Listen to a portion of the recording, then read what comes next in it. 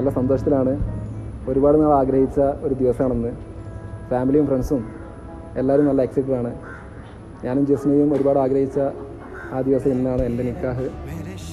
So ഇൻഷാ അല്ലാഹ് എല്ലാവരും പ്രാർത്ഥന ഉൾപ്പെടുത്തുക. तू सो जाए जला